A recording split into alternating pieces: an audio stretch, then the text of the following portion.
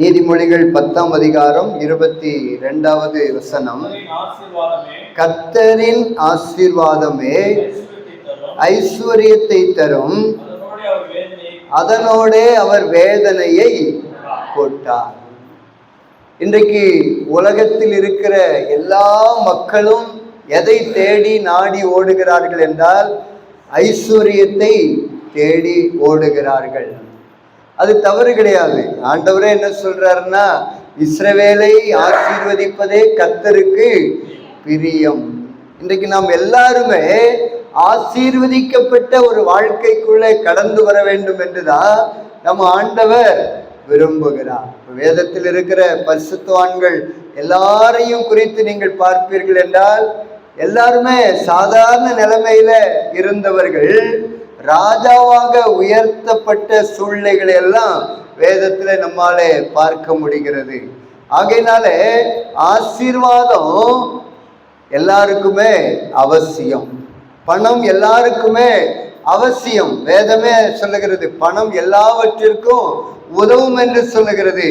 ஆகையினாலே ஐஸ்வர்யமாய் இந்த பூமியில வாழ வேண்டும் என்று நினைப்பது தவறு அல்ல. ஏன்னா ஆண்டவரே அதை தான் நமக்கு சொல்லுகிறார். ஆனா இந்த ஐஸ்வர்யம் யாரிடத்திலிருந்து வர வேண்டும் என்றால் கர்த்தரிடத்திலிருந்து வர வேண்டும்.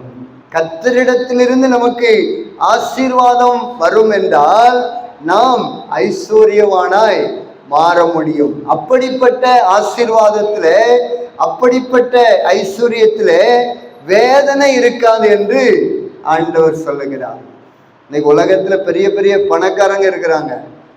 அவங்க வாழ்க்கைக்கு உள்ள போய் நீங்க பார்த்தீங்க அப்படின்னா ராத்திரி அவங்களால நிம்மதியா தூங்க முடியாது. அவங்க குடும்பத்தில் இருக்கிற பிரச்சனைகளை வெளியே சொல்ல மாட்டாங்க.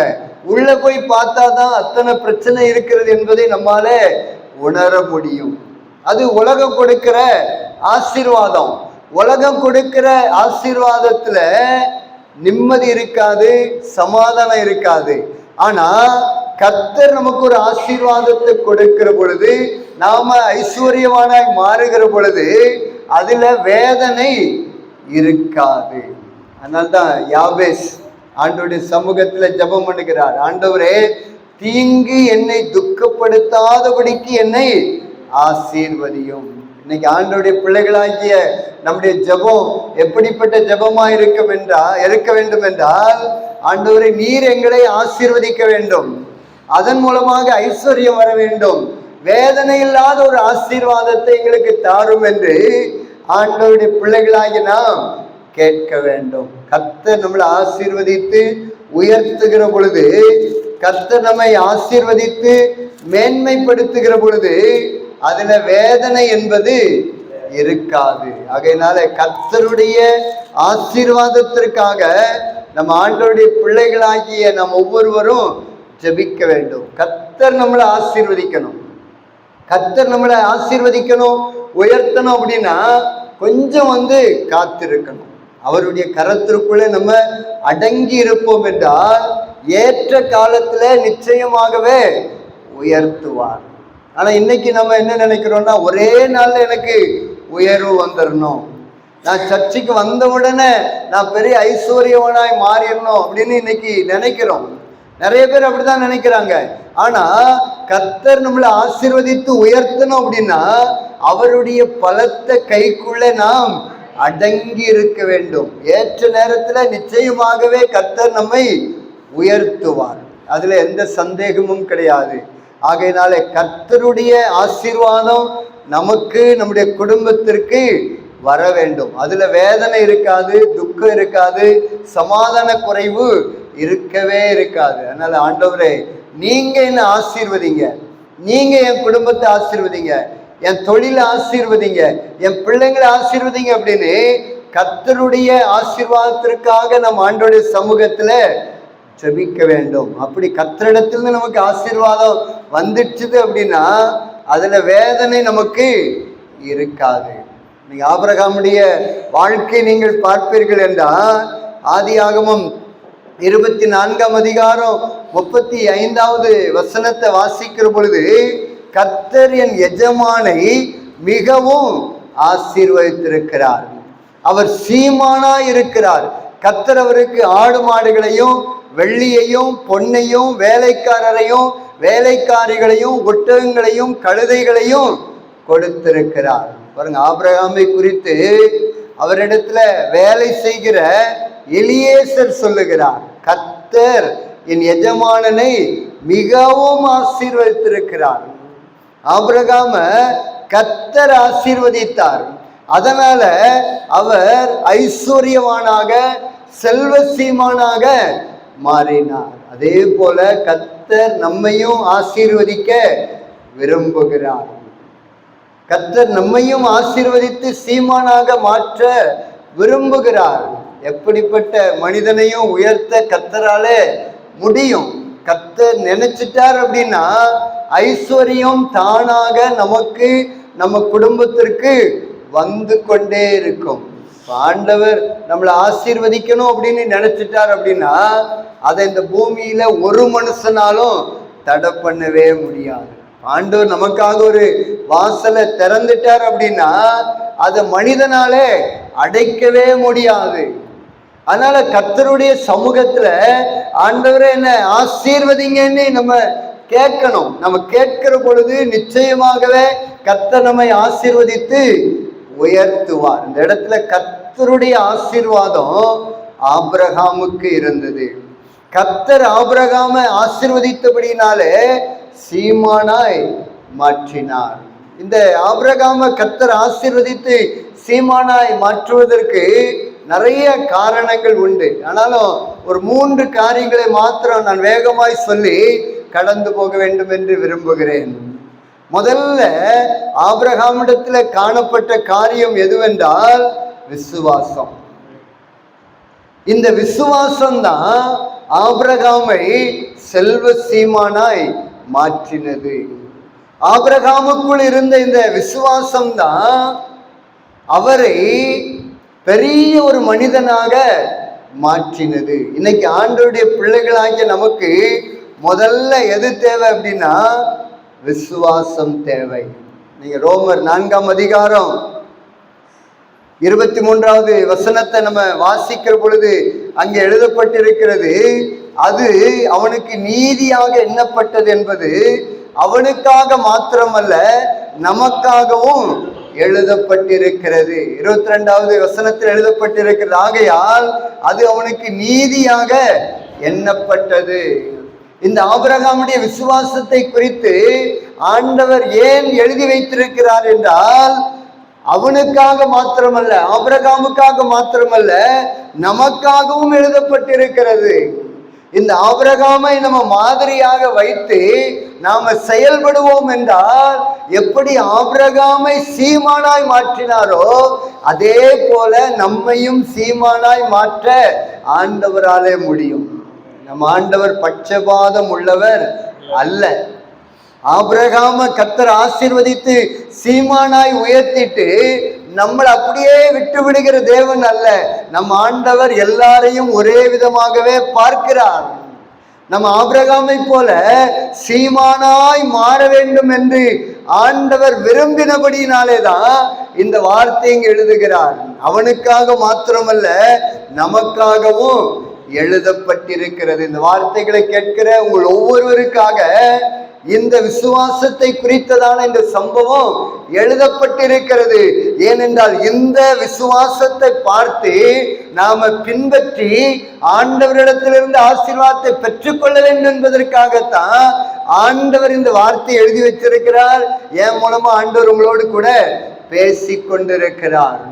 பாருங்க, ஆபிரகாம் ஆசீர்வதிக்கப்பட்டு உயர்த்தப்பட்டதற்கு காரணம் விசுவாசம், அசைக்க முடியாத ஒரு விசுவாசம். பாருங்க, ஆண்டவர் சொல்றார், நான் காண்பிக்கிற தேசத்திற்கு போ. ஒரு கேள்வி கேட்கல, சரி ஆண்டவரே நான் போறேன். எங்க போனோம், எந்த இடத்துக்கு போனோம், எந்த ஊருக்கு போனோம் அப்படிங்கறது எதையுமே சொல்லல. காண்பிக்கிற தேசத்திற்கு போ அப்படின்னு சொன்னாரு. அதுக்கு அப்படியே கீழ்ப்படிந்து தன் தகப்பனை விட்டுட்டார், தாயாரை விட்டுட்டார், குடும்பத்தை விட்டுட்டார், இனஜன பந்துகள் எல்லாத்தையுமே விட்டுட்டு காண்பிக்கிற தேசத்திற்கு போனது எப்படி என்றால் கர்த்தர் மேல இருந்த விசுவாசம் தான். கர்த்தர் சொல்லிட்டார். அவர் சொன்னா எல்லாத்தையும் அவர் பார்த்துக்கிடுவார். அவர் தான் என்ன போச்சொல்லி சொன்னார். அதனால நான் போறேன் அப்படின்னு ஆபிரகாம் கடந்து போனார். அதன்படியே கர்த்தர் அவரை ஆசீர்வதித்து சீமானாய் மாற்றினார். பாருங்க, 75 வயசுல போறார். 100 வயசு ஆயிடுச்சு, குழந்தை இல்லாத ஒரு சூழ்நிலை. ஆண்டவர் 3 வாக்குத்தத்தத்தை கொடுக்கிறார். ஆபிரகாம் சொல்றார், இந்த வானத்தின் நட்சத்திரத்தை பார், அதே போல உன் சந்ததியை நான் பெருக பண்ணுவேன். ஆண்டவர் சொல்றார், கடற்கரை மணலத்தினை போல பெருக பண்ணுவேன், பூமியின் தூளைப்பார், அதே போல பெருக பண்ணுவேன் என்று ஆண்டவர் வாக்குத்தத்தங்களை கொடுத்து அனுப்புகிறார். ஆபிரகாம் ஆண்டவர் அழைக்கிற பொழுது ஆண்டவர் சொல்றார், நான் உன்னை பெரிய ஜாதி ஆக்குவேன், உன்னை பெரிய ஜாதி ஆக்குவேன், நீ வா, உன் பேரை பெருமைப்படுத்துவேன்னு சொல்றார். ஆனா 100 வயதாயிடுச்சு, ஆனாலும் குழந்தை இல்லை. ஆனா ஆண்டவர் மறுபடியும் குழந்தையை கொடுப்பதற்கு காரணம் என்னவென்றால் ஆபிரகாமுக்குள் இருந்த அந்த அசைக்க முடியாத விசுவாசம். அதை குறித்து தான் ரோமருக்கு எழுதுகிற பொழுது அப்போஸ்தலனாகிய பவுல் சொல்லுகிறார், 21வது வசனத்துல, தேவன் வாக்குத்தத்தம் பண்ணினதை நிறைவேற்ற வல்லவராய் இருக்கிறார் என்று முழு நிச்சயமாய் நம்பி தேவனை மகிமைப்படுத்தி விசுவாசத்தில் வல்லவனானான். பாருங்க, ஆண்டவர் சொல்றாரு, வானத்தின் நட்சத்திரங்களை போல பெருக பண்ணுவேன் என்று. பாருங்க, அந்த வார்த்தையை நிறைவேற்றுவதற்கு அவர் வல்லமை உள்ள தேவனாய் இருக்கிறார் என்று முழு நிச்சயமாய் நம்பி தேவனை மகிமைப்படுத்தி கொண்டே இருந்தான். நீங்க பாத்தீங்கன்னா 19வது வசனத்துல, அவன் விசுவாசத்துல பலவீனமாய் இருக்கவில்லை, அவன் ஏறக்குறைய 100 வயது உள்ளவனாய் இருக்கும் போது தன் சரீரம் செத்து போனதையும் சாராளுடைய கற்பம் செத்து போனதையும் எண்ணவே இல்லை. அவனுடைய நிலைமையை பத்தி ஆபிரகாம் யோசிக்கவே இல்லை. அவனுடைய யோசனை எல்லாம் என்ன? என் ஆண்டவர் சொல்லியிருக்கிறார், உன்னை நான் பெரிய ஜாதி ஆக்குவேன், உன் பேரை பெருமைப்படுத்துவேன், உன் சந்ததியை நட்சத்திரத்தை போல பெருக பண்ணுவேன், பூமியின் தூளை போல பெருக பண்ணுவேன், கடற்கரை மணலத்தினை போல பெருக பண்ணுவேன். அவனுக்கு முன்னாடி இருந்ததெல்லாம் ஆண்டவருடைய வார்த்தை மாத்திரமே. அவன் சரீரம் செத்து போனதையும் என்னல, சாராளுடைய கற்பம் செத்து போனதையும் என்னல. என் ஆண்டவர் என்ன மேன்மைப்படுத்துவேன்னு சொன்னார், என் ஆண்டவர் என்ன உயர்த்துவேன்னு சொன்னார். அந்த ஒரே ஒரு வார்த்தை மாத்திரம்தான் அவனுக்கு முன்னாடி இருந்ததை தவிர அவனுடைய சூழ்நிலையை அவன் பார்க்கவே இல்லை. எத்தனையோ பேர் ஏளனமா பேசியிருக்கலாம். ஏன்னா ஆபிரகாமுடைய பேக்ரவுண்ட் பார்த்தீங்கன்னா விக்கிரக ஆராதனை செய்கிற ஒரு குடும்பம், விக்கிரக ஆராதனை செய்கிற அந்த சிலைகளை செய்து வியாபாரம் பண்ணுகிற ஒரு குடும்பம். அப்படிப்பட்ட குடும்பத்திலிருந்து ஆண்டவர் ஆபிரகாமை அழைத்து கொண்டு வருகிறார். எத்தனையோ பேர் பேசியிருப்பாங்க, கடவுள் கடவுள்னு நீ போனிய, அவர் சொன்னார் நீ போனிய, இன்னைக்கு குழந்தை இல்லையே அப்படின்னு பேசியிருக்கலாம். ஆனாலும் அதெல்லாம் அவர் பொருட்படுத்தவே இல்லை. அவருக்கு முன்னாடி இருந்தது ஆண்டவர் சொன்ன வாக்கு தத்துவம். என் ஆண்டவர் வாக்கு தத்தம் பண்ணினதை நிறைவேற்ற வல்லமை உள்ளவர், அவரால் முடியாது என்பது எதுவுமே கிடையாது. ஆகையினால என் தேவன் சொன்னதை செய்வார், அவர் ஒரு நாள் இதிலிருந்து மாற மாட்டார் என்கிற அந்த அசைக்க முடியாத அந்த விசுவாசம் தான் ஆபிரகாமை செல்வ சீமானாக மாற்றினது. ஆபிரகாமுக்குள் இருந்த அந்த விசுவாசம் தான் சாராளுடைய செத்து போன அந்த கற்பத்தை உயிரடைய செய்தது. ஆபிரகாமுக்குள் இருந்த அந்த விசுவாசம் தான் செத்து போன அந்த கற்பத்தில ஈசாக்கை உருவாக்கினது. அதனால நம்ம வாழ்க்கை இன்னைக்கு ஒருவேளை ஒன்றில்லாத சூழ்நிலையில இருக்கலாம், தோல்வியை நோக்கி நம்முடைய பயணம் சென்று கொண்டிருக்கலாம். ஆனா நம்ம சூழ்நிலைய பார்க்கவே கூடாது, இன்னைக்கு இருக்கிற நிலைமை பார்க்க கூடாது. ஆண்டவர் நம்மளை உயர்த்துகிற தேவன், நம்மளை ஆசீர்வதிக்கிற தேவன், நம்மளை ஒரு நாள் விட்டு விடுகிற தேவன் அல்ல. ஆகையினாலே அவரை நம்பின பிள்ளைகளுக்கு ஒரு நாளும் ஒரு நன்மையும் குறைவுபடாது. அதனால ஆண்டவரை தேடுகிறதை நம்ம விட்டு விடவே கூடாது. ஆண்டவரை தேடிக்கிட்டே இருக்கணும். ஆண்டவரை நம்ம தேடிக்கிட்டே இருப்போம் என்றால் ஜபத்துல, ஆராதனையில, உபவாச ஜபத்துல எப்படியெல்லாம் ஆண்டவரை தேட முடியுமோ அப்படியெல்லாம் நம்ம தேடுகிற பொழுது ஆண்டவர் சொன்னதை நிச்சயமாகவே செய்வார். மனுஷனுடைய வார்த்தையெல்லாம் நம்ம கவனத்துல கொள்ளவே கூடாது. இன்னைக்கு மனுஷன் நம்மளை சோர்வடைய மாதிரியே பேசுவாங்க. யாருமே இன்னைக்கு என்கரேஜ் பண்ணி பேசுறவங்க இல்லை, குறைவு. ஆனா எல்லாருமே டிஸ்கரேஜ் பண்ணி, இனி ஆகாது, இனி நடக்காது, இனியே நீங்கள்லாம் எழும்பி வர முடியாது, இனி நீங்கள்லாம் ஜெயிக்க முடியாது, இப்படி சொல்லுகிற மனிதர்கள் தான் இருக்கிறார்கள். வேணும் அப்படின்னே சாத்தா என்ன பண்ணுவான்னா, நம்மளை சோர்வடைய பண்றதுக்காக மனிதர்கள் மூலமா பேசுவான். ஆனா மனிதருடைய சத்தத்துக்கு நம்ம செவி கொடுக்கவே கூடாது. ஆபிரகாமை போல அவருடைய சூழ்நிலையை நம்ம பார்க்காம கர்த்தர் மேல, கர்த்தர் சொன்ன வார்த்தை மேலேயே விசுவாசத்தோடு கூட இருப்போம் என்றால் நாம விசுவாசத்திலே வல்லவர்களாக மாற முடியும்.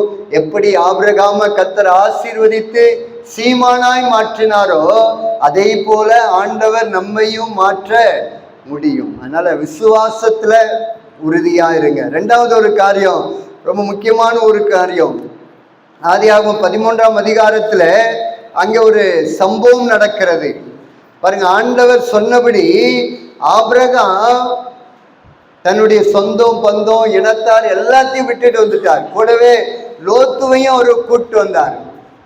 லோத்தினுடைய மந்தை மேய்ப்பருக்கும் ஆபிரகாமுடைய மந்தை மேய்ப்பருக்கும் அங்கே ஒரு வாக்குவாதம் வருகிறது பாருங்க. அந்த சூழ்நிலையில ஆபிரகாம் சொல்லுகிற ஒரு வார்த்தை, முக்கியமான வார்த்தை, ஆதியாகமம் 13ஆம் அதிகாரம் 8வது வசனத்தில் எழுதப்பட்டிருக்கிறது. ஆபிரகாம் லோத்தை நோக்கி, எனக்கும் உனக்கும் என் மேய்ப்பருக்கும் உன் மேய்ப்பருக்கும் வாக்குவாதம் வேண்டாம், நாம் சகோதரர். பாருங்க, ரொம்ப முக்கியமான ஒரு வார்த்தை. ஆபிரகாம கர்த்தர் ஆசீர்வதித்து சீமானாய் மாற்றுவதற்கு இந்த வார்த்தை ரொம்ப முக்கியமான ஒரு வார்த்தை பாருங்க. ஆபிரகாமுடைய மந்தை மேய்ப்பருக்கும் லோத்தனுடைய மந்தை மேய்ப்பருக்கும் வாக்குவாதம் வருகிறது. ஆனா இந்த ஆபிரகாம் என்ன சொல்றார் அப்படின்னா, அந்த இடத்துல விட்டு கொடுக்கிறார், தன்னுடைய சகோதரருக்காக விட்டு கொடுக்கிறார். பாருங்க, ஆபிரகாம் லோத்துவை அழைத்து சொல்லுகிறார், நமக்கு முன்னாடி பூமி இருக்கிறது, அதனால நீ எதை எடுத்துக்கொள்ள வேண்டும் என்று நினைக்கிறாயோ அதை நீ எடுத்துக்கொள் என்று மனப்பூர்வமாய் விட்டு கொடுக்கிறார்.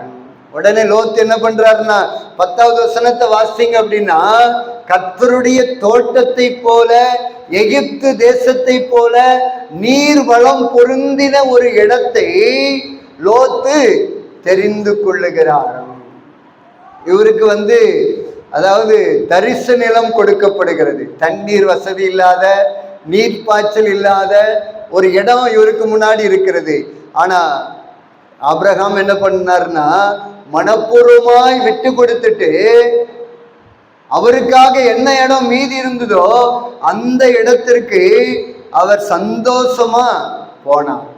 அதனால இந்த விட்டு கொடுக்கிற சுபாவம் யாருக்குள்ள இருக்கிறதோ அவர்களை கர்த்தர் சீமானாய் மாற்றுவார். 2 இடம் அவங்களுக்கு முன்னாடி இருக்குது. ஒண்ணு நல்ல தண்ணி பாயிற ஒரு இடம், இன்னொன்று தண்ணீர் வளம் இல்லாத ஒரு இடம். இப்போ ஆபிரகாம் சொல்றார், உனக்கு எது தேவையோ எடுத்துக்க. லோத்து நல்ல ஆசீர்வாதமான கர்த்தருடைய தோட்டத்தை போல எகிப்து தேசத்தை போல இருக்கிற ஒரு இடத்துக்கு போறேன்னு சொல்றார். சரி போ அப்படின்னு விட்டு கொடுத்துட்டு அவர் என்ன பண்றாருன்னா, மீதி இருக்கிற அந்த இடத்த எடுத்து கொள்ளுகிறார். அதனால ஆண்டோடைய பிள்ளைகளாகிய நாம் விட்டு கொடுக்கிறவர்களாக காணப்பட வேண்டும். பாருங்க, ஆபிரகாம் விட்டு கொடுத்துட்டு வந்ததுனால ஆண்டவர் விட்டுறல. இதுதான் ரொம்ப முக்கியம். பாருங்க, நல்ல ஒரு இடத்த லோத்துவுக்காக விட்டு கொடுத்துட்டு வரார். ஆண்டவர் மேல இருந்து பார்த்துக்கிட்டே இருக்கிறார். 2 பேரும் சகோதரர்கள். இவர்கள் என்ன செய்கிறார்கள், ஆபிரகாம் என்ன செய்கிறார் என்பதை கவனித்து கொண்டே இருந்த ஆண்டவர் விட்டு கொடுத்துட்டு வந்த பின்னாடி ஆண்டவர் ஆபிரகாமிடத்துல பேசுகிறார். பாருங்க, 14வது வசனம், லோத்து ஆபிரகாமை விட்டு பிரிந்த பின்பு கர்த்தர் ஆபிரகாமை நோக்கி, உன் கண்களை ஏறெடுத்து நீ இருக்கிற இடத்திலிருந்து வடக்கேயும் தெற்கேயும் கிழக்கையும் மேற்கையும் நோக்கி பார். நீ பார்க்கிற இந்த பூமி முழுவதையும் நான் உனக்கும் உன் சந்ததிக்கும் என்றென்றைக்கும் இருக்கும்படி கொடுத்தேன். பாருங்க, ஒருவேளை மனசு கஷ்டத்தோடு தான் அவர் வந்திருக்கலாம். ஆனா ஆண்டவர் உடனே வந்து பேசுறார், நீ மேற்கையும் கிழக்கையும் தெற்கையும் வடக்கையும் நீ நோக்கிப்பார், நீ பார்க்கிற இடத்தை எல்லாம் உனக்கு நான் தருகிறேன். விட்டு கொடுத்துட்டு வந்த ஆபிரகாமிடத்துல கர்த்தர் பேசுகிறார். ஆனா லோத்துக்கிட்ட கர்த்தர் பேசல. ஆபிரகாமிடத்துல வந்து சொல்லுகிறார், நீ எங்கெல்லாம் வந்து பார்க்கிறியோ அதெல்லாம் நான் உனக்கு தருகிறேன் என்று ஆண்டவர் சொல்றார். அடுத்து பாத்தீங்கன்னா, உன் சந்ததியை பூமியின் தூளை போல பெருக பண்ணுவேன். ஒருவன் பூமியின் தூளை எண்ணக்கூடுமானால் உன் சந்ததியும் எண்ணப்படும். நீ எழுந்து தேசத்தின் நீளமும் அகலமும் அம்மட்டும் நடந்து திரி, அதை உனக்கு தருவேன் என்றார். பாருங்க, அதை பாரு அப்படின்னு சொன்னார். அடுத்தது ஆண்டவர் சொல்றாரு, நீ எவ்வளவு தூரம் நடக்கிறியோ அந்த இடத்தெல்லாம் உனக்கு நான் சொந்தமா தருவேன் அப்படின்னு ஆண்டவர் வாக்கு பண்ணுகிறார். அதனால விட்டு கொடுக்கறத பத்தி நம்ம யோசிக்க கூடாது. நம்ம குடும்பத்துக்குள்ள கூட அண்ணன் தம்பிக்குள்ள ஏதாவது சொத்து பிரிக்கிறதுல தகராறு வருது அப்படின்னா, நம்ம சகோதரர்கள் கொஞ்சம் அதிகமா எடுத்துக்கொள்ளணும் அப்படின்னு நினைக்கிறாங்க அப்படின்னா, நாம என்ன பண்ணணும், வாக்குவாதத்திற்கு இடம் கொடுக்காம நாம சகோதரர்கள் பரவாயில்ல, நீ எதை வேண்டுமானாலும் எடுத்துக்கொள் அப்படின்னு மனப்பூர்வமாய் நம்ம விட்டு கொடுக்கிறவர்களாக காணப்பட வேண்டும். அப்பந்தான் சகோதர சிநேகிதத்துல நிலைத்திருக்க முடியும். இன்னைக்கு நிறைய குடும்பத்துல பாத்தீங்க அப்படின்னா, சொத்து பிரிக்கிறதுலதான் வந்து நிறைய பிரச்சனைகள் வருகிறது, சண்டை வருது, கோர்ட்டு கேசுன்னு. ஒரு அடி நிலத்துக்காக அந்த ஒரு அடி நிலத்தை விட அதிகமா பணம் செலவு பண்ணின குடும்பங்களை எல்லாம் நான் அறிவேன். ஒரு அடி இடத்தை கூட விட்டு கொடுக்க முடியாத ஒரு சூழ்நிலை சகோதரர்களுக்குள்ள காணப்படுகிறது.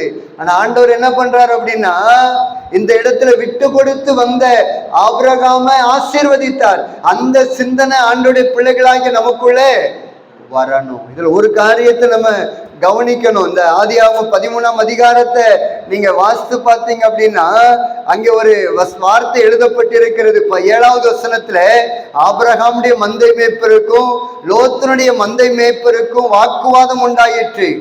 அக்காலத்துல கானானியரும் பெர்சியரும் அத்தேசத்தில் குடியிருந்தார்கள். கானானியர் யார்? ஆண்டவரை குறித்து அறியாதவர்கள். பெர்சியர் யார்? ஆண்டவரை குறித்து அறியாதவர்கள்.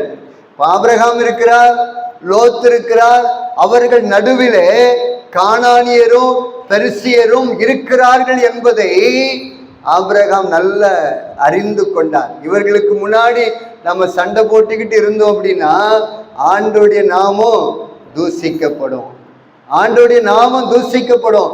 ஆகையினால எனக்கு நஷ்டம் வந்தா கூட பரவாயில்ல, நான் விட்டு கொடுக்கிறேன் என்று ஆபிரகாம் என்ன பண்ணாருன்னா மனப்பூர்வமாக விட்டு கொடுத்தார். விட்டு கொடுத்ததுனாலதான் ஆண்டவருடைய ஆசீர்வாதம் ஆபிரகாமுக்கு உண்டானது.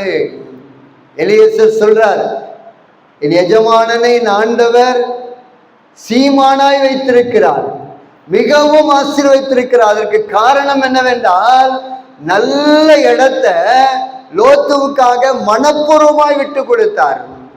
நமக்கு முன்னாடி 2 பம்ப் செட் கிணறு இருக்குதுன்னு வைங்களா, ஒரு கிணத்துல 24 மணி நேரமும் தண்ணி வத்தாம ஓடிக்கிட்டு இருக்கு, நல்ல பயிர் நடந்துகிட்டு இருக்குது. இன்னொரு இடத்துல வந்து அதுல தண்ணியே வர்றதில்ல, 1 மணி நேரம் கூட வந்து தண்ணி வராது, எந்த பயிருமே ஏறாத ஒரு இடம் இருக்குதுன்னு வைங்களா. இப்ப அண்ணன் தம்பிக்குள்ள 2 பேருக்குள்ள பாகப்பிரிவினை பண்ணும்போது யாரு அந்த நல்ல பூமி எடுக்கணும் அப்படிங்கிற ஒரு பிரச்சனை வந்தா நாம் அந்த நல்ல பூமியை மனப்பூர்வமா விட்டு கொடுப்போமா? விட்டு கொடுக்க மனசு வராது. ஆனா ஆபிரகாம் என்ன பண்ணாருன்னா மனப்பூர்வமாய் விட்டு கொடுத்தார். இங்க வசனம் தான் சொல்லுகிறது, நீர்வளம் பொருந்தின ஒரு பூமி, கர்த்தருடைய தோட்டத்தை போல ஆசீர்வாதமான ஒரு பூமி. அந்த பூமியை விட்டு கொடுத்தபடினால ஆபிரகாம கர்த்தர் விட்டாரா? விடல. இன்னைக்கு ஆண்டோடைய பிள்ளைகளாகிய நாம் மனப்பூர்வமாய் விட்டு கொடுக்கிற பொழுது கர்த்தர் நம்மளை ஒரு நாளும் விடவே மாட்டார். அதற்கு நல்ல உதாரணம் ஆபிரகாம். இன்னைக்கு நிறைய பேர் வந்து விட்டு கொடுக்கறது இல்லை. குடும்பத்திற்குள்ள இன்னைக்கு நிறைய பேர் விட்டு கொடுக்காதனாலதான் பிரச்சனை. அண்ணன் தம்பி பேச மாட்டேங்கிறாங்க, சகோதர சிநேகம் என்பது ஆண்டோடைய பிள்ளைகளாகிய நமக்கு அவசியம். காண்கிற சகோதரிடத்துல அன்பு கூறாமல் நீ காணாத தேவனிடத்துல எப்படி அன்பு கூறாய்ன்னு ஆண்டவர் கேட்கிறார். அந்த வசனம் சொல்லுகிறது, காண்கிற தேவனிடத்துல காண்கிற சகோதரிடத்துல நீ அன்பு கூறலன்னா நீ பொய்யே நீ சொல்றார். அதனால முதல்ல வீட்டுக்குள்ள இருக்கிற சகோதர சகோதரிகளிடத்துல நம்ம அன்பாயிருக்கணும். அது ரொம்ப முக்கியம். அதுக்கு அடுத்ததுதான் கர்த்தரை ஆராதிக்கிறது. சகோதரர்கள் ஒருமித்து வாசம் பண்ற இடத்துலதான் ஆசீர்வாதமும் நன்மையும் உண்டாயிருக்கும். நாம வீட்டுக்குள்ளேயே ஒருத்தருக்கு ஒருத்தர் பேசாம, அக்கா தங்கச்சி கிட்ட பேசாம, அண்ணன் தம்பி கிட்ட பேசாம, மாமனார் மாமியார்கிட்ட பேசாம, இப்படி நம்ம இருக்கிறதுனால ஒரு பிரயோஜனமும் இல்லை. ஆசீர்வாதத்தை நம்ம சுதந்திரிக்க முடியாது. அதனால்தான் ஆபிரகாம் பார்த்தாரு, நமக்கு முன்னாடி கானார் இருக்கிறார், பெர்சியர் இருக்கிறாங்க, இவங்களுக்கு முன்னாடி ஆண்டோடைய நாமம் தூசிக்கப்படுகிற விதத்துல நம்ம நடந்துடக்கூடாது அப்படின்னு அவர் என்ன பண்ணிட்டார் அப்படின்னா அப்படியே விட்டு கொடுத்துட்டு போயிட்டார். விட்டு கொடுத்ததுனால தேவன் அவரை ஆசீர்வதித்து சீமானாய் மாற்றினார். அதனால ஆண்டோடைய பிள்ளைகளாகிய நாம் எந்த சூழ்நிலையும் சரி விட்டு கொடுத்துடணும். வாக்குவாதம், சண்டை, இந்த காரியங்கள் வரக்கூடாது. அதே போல சபைக்குள்ளேயும் சரி, இன்னைக்கு 2 வருஷத்துக்கு 3 வருஷத்துக்கு ஒரு முறை எலெக்ஷன் வருது. என்ன பண்றாங்க, ஒரு சிலர் விட்டு கொடுக்க மாட்டேங்கிறாங்க. விட்டு கொடுக்காததுனால பிரச்சனை, ஆண்டோடைய நாமம் தூசிக்கப்படுது. ஒரே சர்ச்சைக்கு போறாங்க, ஒரே பைபிள் வச்சிருக்கிறாங்க, ஒரே இயேசுநாதரை தொழுது கொள்றாங்க, அவங்களுக்குள்ள சண்டையை பாரு, அவங்களுக்குள்ள பிரச்சனையை பாரு அப்படின்னு இன்னைக்கு ஆண்டோடைய நாமம் தூசிக்கப்படுகிறது. ஆபிரகாம் ஆண்டோடைய நாமம் தூசிக்கப்படுவதற்கு இடம் கொடுக்கல, விட்டு கொடுத்துட்டார். அதனால கர்த்தர் அவரை ஆசீர்வதித்தார், செல்வ சீமானாய் மாற்றினார். அதனால விட்டு கொடுக்கிறதுக்கு ஆண்டோடைய பிள்ளைகளாகிய நாம் எந்த சூழ்நிலையிலும் சரி மறக்க கூடாது, விட்டு கொடுத்துடணும். நம்மளால ஒரு பிரச்சனை வர மாதிரி இருக்குதா, உடனே என்ன பண்ணிடணும், விட்டு கொடுத்துட்டு நம்ம ஒதுக்கிடணும். குடும்பத்தில் இருந்தாலும் சரி, சபையில் இருந்தாலும் சரி, நம்ம நின்று சபை காரியத்துல, குடும்பத்துல கூட கொஞ்சம் பரவாயில்ல, ஆனா சபையில மட்டும் எந்த காரியத்திலும் சரி நாம இடரெல்லாம் இருக்கவே கூடாது. சபையில ஏதாவது ஒரு காரியம் அப்படின்னா விட்டு கொடுத்துட்டு வந்துருங்க. ஆண்டவர் உங்களை சும்மா விட மாட்டார். உங்களை எந்த காரியத்தை நீங்க விட்டு கொடுத்தீங்களோ அதே காரியத்துல கர்த்தர் உங்களை மேன்மைப்படுத்துவார். நிறைய காரியங்களை இதை பத்தி பேசலாம். ஆவியானவர் எதற்காக இந்த காரியத்தை பேசுறாருன்னு எனக்கு தெரியாது. ஆனா கர்த்தர் உங்களுக்கு பேசுவதற்காக, சொல்லுவதற்காக என்னை அனுப்பி இருக்கிறார். ஆகையினாலே ஆபிரகாமை போல நீங்க விட்டு கொடுத்துருங்க. அப்படி விட்டு கொடுத்தீங்க அப்படின்னா கர்த்தர் உங்களை விட மாட்டார். அதை மாத்திரம் நீங்க தெளிவா புரிந்து கொள்ளணும். கடைசியா ஒரே காரியத்தை மாத்திரம் சொல்லி வேகமாய் முடிக்க வேண்டும் என்று விரும்புகிறேன். பாருங்க, 3வது ஆபிரகாமுக்குள் இருந்த சுபாவம் என்ன அப்படின்னா, ஆண்டவர் போய் சொல்றார், நான் சோதோம் கோமர பட்டணத்தை அழிக்க போகிறேன். சரி, அழிச்சா பரவாயில்ல அப்படின்னு அவர் அப்படி பொறுமையா இருக்கல. அங்க யார் இருக்கிறா அப்படின்னா, விட்டு கொடுக்காம போனார் பாருங்க, அந்த லோத்தனுடைய குடும்பம் இருக்கிறது. தன் சகோதரனுடைய குடும்பம் அங்க இருக்கிறபடினாலே பாருங்க, தேவனுக்கு முன்பாக நின்று பரிந்து பேசி கொண்டிருக்கிறார். ஆண்டவரே, அங்க ஒரு 50 நீதிமான்கள் இருந்தால் அழிப்பீரோ? அழிக்க மாட்டேன்னு சொல்றார். 40 இருந்து அழிப்பீரோ, 30 இருந்து அழிப்பீரோ அப்படின்னு ஆண்டோடைய சமூகத்துல கேட்கிறார். அழிக்க மாட்டேன்னு ஆண்டவர் பதில் சொல்லுகிறார். பாருங்க, தன்னுடைய சகோதரனுக்காக பரிந்து பேசுகிற ஒரு சுபாவம் அவருக்குள்ளே காணப்பட்டது. இதுல இருந்து என்ன தெரிகிறது என்றால், பாருங்க, ஆபிரகாம் லோத்துவ மனப்பூர்வமாய் நேசிக்கிறது தெரிகிறது. இன்னைக்கு நிறைய பேர் ஏதோ ஒரு காரியத்துல தமக்கு தப்பு பண்ணிட்டாங்க அப்படின்னா மறுபடியும் மன்னிச்சிருவாங்க, ஆனா அதை மறக்க மாட்டாங்க. ஆனா இந்த ஆபிரகாம் என்ன பண்ணார் அப்படின்னா, மன்னித்ததோடு மாத்திரமல்ல, விட்டு கொடுத்ததோடு மாத்திரமல்ல, அப்படியே அதை மறந்து போய்விட்டார். ஆண்டவர் சொல்றார், சோதோம் கோமர பட்டணத்தை நான் அழிக்க போகிறேன்.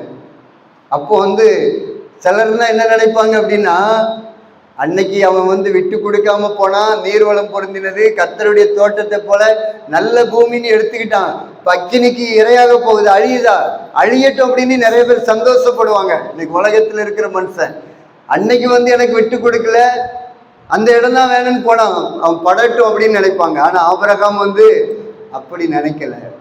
ஆபிரகாம் என்ன பண்ணார் அப்படின்னா, தேவ சமூகத்துல நின்று பரிந்து பேசுகிறார். பரிந்து பேசினதுனாலதான் அங்க வசனம் சொல்லுகிறது, ஆபிரகாமை கர்த்தர் நினைத்து அந்த சோதோம் கோமோரா பட்டணத்தை அழிக்கிற பொழுது லோத்துவ வெளியே கொண்டு வந்தார். அதனால இன்னைக்கு கர்த்தருடைய பிள்ளைகளாகிய நாம் மற்றவர்களுக்காக பரிந்து பேசுகிறவர்களாக காணப்படணும். யார் வேணாலும் எக்கேடு கெட்டு வேணாலும் போட்டோம் அப்படின்னு ஆண்டவருடைய பிள்ளைகள் நம்ம நினைக்க கூடாது. மற்றவர்களை குறித்துதான ஒரு கரிசனை, மற்றவர்கள் ஒரு அழிவை நோக்கி ஒரு கஷ்டத்துல இருக்கிறாங்க அப்படின்னா நம்மளால என்ன முடியுமோ அதை கொடுத்து உதவி செய்ய வேண்டும். ஜெபத்தில் அவர்களை தாங்க வேண்டும். ஏன்னா வசனமே என்ன சொல்கிறது என்றால், கிறிஸ்துவில் இருந்த சிந்தனை உங்களிலே இருக்க கடவது. கிறிஸ்தவன் தனக்கானவைகள் அல்ல பிறருக்கானவைகளை நாடுவானாக என்று எழுதப்பட்டிருக்கிறது. ஆகையினாலே ஆபிரகாமை போல மற்றவர்கள் அழிய போகிறார்கள் என்று நினைத்து சந்தோஷப்படாம அவங்களுக்காக பரிந்து பேசுகிறவர்களாக நாம் காணப்பட வேண்டும். 3 காரியத்தை ஆண்டவர் நமக்கு இன்னைக்கு கற்றுக் கொடுத்திருக்கிறார். ஆபிரகாமை குறித்து நிறைய காரியங்களை பேசலாம். ஆபிரகாம் செல்வசீமானாக விசுவாசிகளின் தகப்பனாக இருக்கிறார் என்றால் அதுக்கு நிறைய காரியங்களை அவர் செய்தபடியினாலே தான் கர்த்தர் அந்த ஆசீர்வாதத்தெல்லாம் கொடுத்தார். இன்னைக்கு கர்த்தர் நம்மளையும் ஆசீர்வதிக்க வேண்டும் என்று விரும்புகிறார். உங்களை ஆசீர்வதிக்க வேண்டும் என்று விரும்புகிறார். அதற்கு முதல்ல செய்ய வேண்டிய காரியம் விசுவாசம். விசுவாசத்தை மட்டும் எந்த சூழ்நிலையிலும் விட்டுறாதுங்க. விசுவாசமே உலகத்தை ஜெயிக்கிற ஜெயம். கர்த்தர் மேல விசுவாசத்துல உறுதியாயிருங்க. ஆபிரகாமை ஆசீர்வதித்த தேவன் நம்முடைய ஆண்டவர். நம்முடைய ஆண்டவர் பட்சபாதம் உள்ள தேவன் அல்ல. 100 வயதுல செத்து போன சரீரத்தை உயிர்ப்பித்து, செத்து போன கர்ப்பத்தை உயிர்ப்பித்து குழந்தை கொடுத்த ஆண்டவர் இன்றைக்கும் ஜீவிக்கிறார். அவரால் முடியாத காரியம் என்பது எதுவுமே கிடையாது. அதனால தேவனால எல்லாம் முடியும். அந்த விசுவாசத்திற்குள்ள நீங்க உறுதியா இருங்க. அடுத்தது விட்டு கொடுத்துருங்க. எந்த சூழ்நிலையும் சரி நம்மளால ஒரு பிரச்சனை வரக்கூடாது, அதுல உறுதியா இருங்க. குடும்பத்துல இருந்தாலும் சரி, சபையா இருந்தாலும் சரி, என்னால ஒரு பிரச்சனைக்கு நான் ஆளாக கூடாது. ஏன்னா ஆண்டவர் ஒரு வார்த்தை சொல்றார், இடரல் உண்டாக்குகிறவனுக்கு ஐயோ. அவனை எங்க சமுத்திரத்துல கல்லை கட்டி போடணுமா, சமுத்திரத்துல தூக்கி போடணும்னு கூட சொல்லல. அப்படி தூக்கி போட்டா கூட அவன் மறுபடியும் மேல வந்துருவான். அதனால கல்லை கட்டி உள்ள போட்டுட்டு அவன் மேல ஒரு நாளும் வரவே முடியாது, அதோட முடிஞ்சு போச்சு அப்படின்னு சொல்றாரு. அதனால எந்த சூழ்நிலையும் சரி இடரல் உண்டாக்குகிற பிள்ளைகளாக நம்ம இருக்கக்கூடாது. விட்டு கொடுத்துட்டு நம்ம பாட்டுக்கு போயிட்டே இருப்போம். ஆனா கர்த்தர் அதை பார்த்து நம்மளை விடமாட்டார், நம்மளை மேன்மைப்படுத்துவார், ஆசீர்வதிப்பார், உயர்த்துவார். 3வது, நம்ம மற்றவர்களுக்காக பரிந்து பேசுகிறவர்களாக. மற்றவங்க கஷ்டப்படுறதை பார்த்து நம்ம சந்தோஷப்படக்கூடாது. மற்றவர்களுக்கு ஒரு தீங்கு வந்ததை பார்த்து நம்ம சந்தோஷப்படாம அவங்களுக்காக தேவனிடத்துல பரிந்து பேசுகிறவர்களாக, என்ன முடியுமோ அதை நம்மளால கொடுத்து உதவி செய்கிற பிள்ளைகளாய் வாழ்வதற்கு நம்மை அர்ப்பணிக்க வேண்டும். இந்த 3 காரியங்களை நம்ம செய்வோம் என்றால் நிச்சயமாகவே ஆண்டவர் நம்மையும் செல்வ சீமானாக மாற்றுவார். நம்ம எல்லாரும் அப்படியே நம்ம எழுந்து நிற்கலாமா? எனக்காகவே யாவையும் செய்து முடித்தே, நன்றி நன்றி ஐயா. என் பாவங்கள் யாவையும் சுமந்து கொண்டீரே, நன்றி நன்றி ஐயா. நினைப்பதற்கும் தெரிப்பதற்கும், நினைப்பதற்கும் தெரிப்பதற்கும் அதிகமாக தருபவரே, எனக்காகவே யாவையும் செய்து முடித்தே, நன்றி நன்றி ஐயா. பாவங்கள் யாவையும் சுமந்து கொண்டீரே, நன்றி நன்றி ஐயா. ஆபிரகாமை அழைத்தீரே, ஆசீர்வாதம் கொடுத்தீரே, அது போல என்னையும் ஆசீர்வதியும். ஆபிரகாமை அழைத்தீரே, ஆசீர்வாதம் கொடுத்தீரே, அது போல எங்களையும் ஆசீர்வதியும். நினைப்பதற்கும் ஜெபிப்பதற்கும், நினைப்பதற்கும் ஜெபிப்பதற்கும் அதிகமாக தருபவரே, எனக்காகவே யாவையும் செய்து முடித்தே. நன்றி நன்றி ஐயா, பாவங்கள் யாவையும் சுமந்து கொண்டீரே. நன்றி நன்றி ஐயா. அன்றாடம் வேண்டிய ஆகாரம் தாருமே, தீமை என்னை அணுகாமல் காக்கும் தேவனே. அன்றாடம் வேண்டிய ஆகாரம் தாருமே, தீமை என்னை அணுகாமல் காக்கும் தேவனே. நினைப்பதற்கும் ஜெபிப்பதற்கும், நினைப்பதற்கும் ஜெபிப்பதற்கும் அதிகமாக தருபவரே, எனக்காகவே யாவையும் செய்து முடித்தே. நன்றி நன்றி ஐயா. பாவங்கள் யாவையும் சுமந்து கொண்டீரே. நன்றி நன்றி ஐயா. நினைப்பதற்கும் ஜெபிப்பதற்கும், நினைப்பதற்கும் ஜெபிப்பதற்கும் அதிகமாக தருபவரே, எனக்காகவே யாவையும் செய்து முடித்தே. நன்றி நன்றி ஐயா. பாவங்கள் யாவையும் சுமந்து கொண்டீரே. நன்றி நன்றி ஐயா. அப்பா, இந்த வேளையில உங்களுடைய பிள்ளைகள் ஆகிய நாங்கள் உங்க பாதத்துல நிற்கிறப்பா. ஆபிரகாமை நீங்க ஆசீர்வதித்தீங்க, பெரியவனாக மாற்றினீங்க, சீமானாய் மாற்றினீங்க.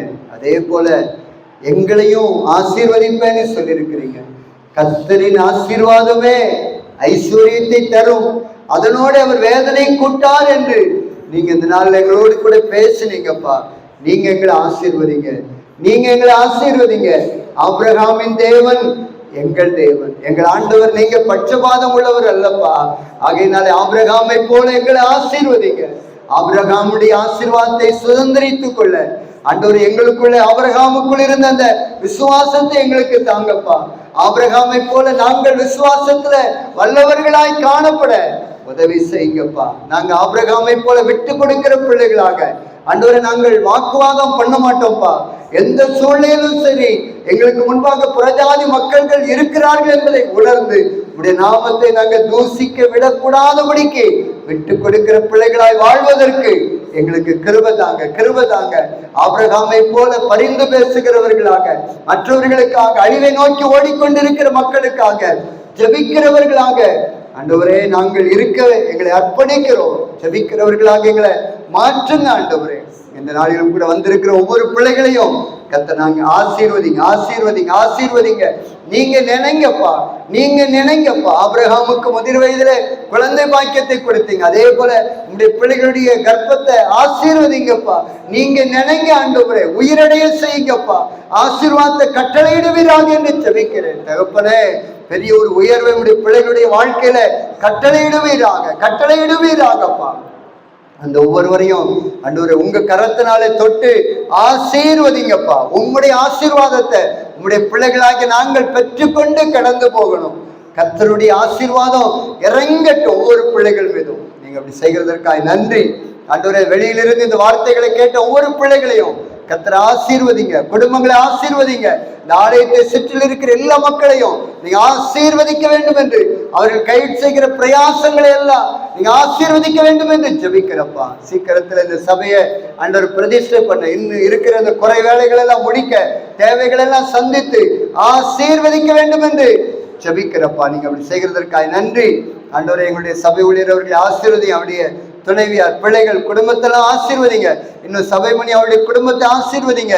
இன்னும் பிசி மெம்பர் ஆண்டவரே, இன்னும் பொறுப்பில் இருக்கிற ஒவ்வொருவரையும் கர்த்தர் ஆசீர்வதிங்க. உங்க ஆசீர்வாதத்தை நாங்கள் பெற்று இந்த பூமியில ஆண்டவரே தீமை எங்களை அணுகாதபடிக்கு வாழ எங்களுக்கு கிருபை தாங்கப்பா, கிருபை தாங்க. பிரயோஜனமான ஊழியக்காரனாகி நான் கடமை மாத்திரம் செஞ்சிருக்கிறேன். என்ன சொல்லி ஆண்டவரே அனுப்புனீங்களோ அந்த வார்த்தையை சொல்லி இருக்கிறேன். இந்த வசனங்கள் எல்லாம் 30, 60, 100 பலன் தரட்டும் என்று ஜெபிக்கிறேன். ஆசீர்வதியும், ஆசீர்வதியும். துதி கன மகிமையெல்லாம் ஒருவருக்கு மாத்திரம் செலுத்துகிறோம். இயேசுவின் நாமத்தில் ஜெபிக்கிறோம் நல்ல பிதாவே, ஆமென்.